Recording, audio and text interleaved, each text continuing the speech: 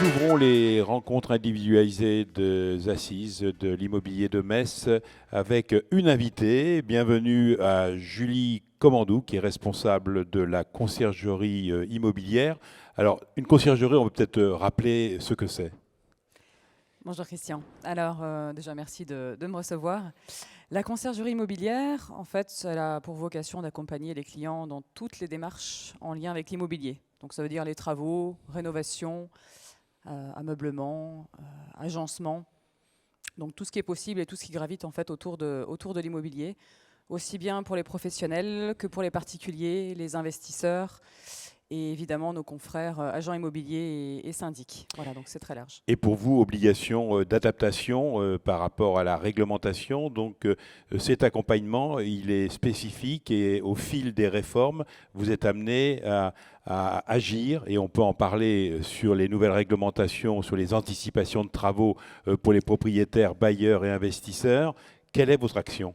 Alors absolument, on est toujours obligé de se réinventer, de s'adapter, ça c'est le maître mot. Au niveau des nouvelles réglementations, donc notamment des PE, comme vous le stipulez ici, on s'est adapté dans la mesure où on anticipe auprès de nos clients, investisseurs et propriétaires bailleurs. Donc soit en amont de la vente, on va pouvoir les conseiller donc, sur le produit. On va savoir très clairement identifier les problématiques qui sont liées au DPE.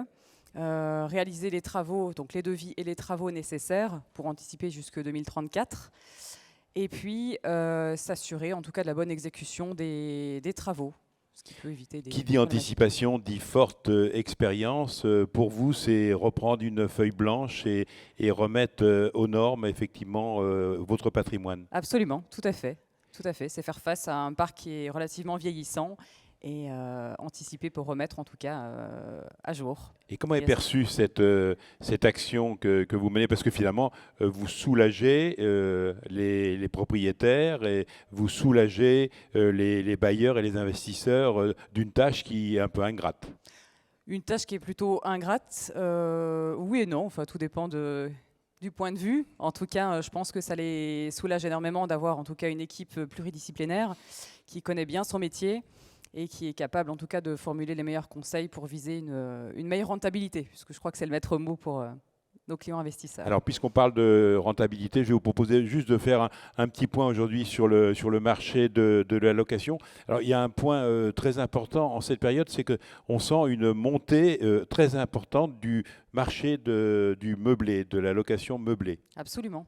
Absolument. J'ai pléthore d'une dizaine de demandes par semaine, en tout cas, pour des questions autour de la location meublée, donc de la part de propriétaires.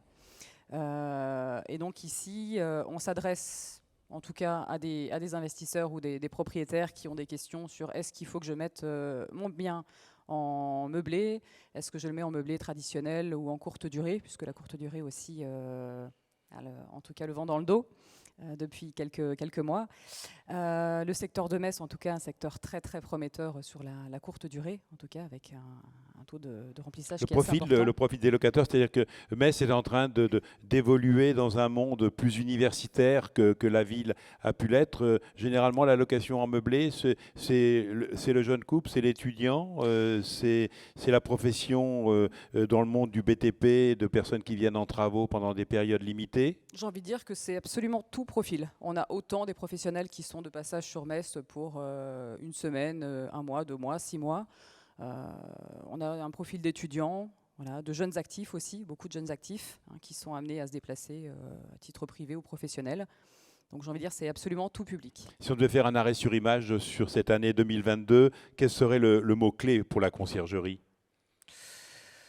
Le mot-clé, j'ai envie de dire, c'est se réinventer, proposer toujours des solutions innovantes et l'accompagnement des clients.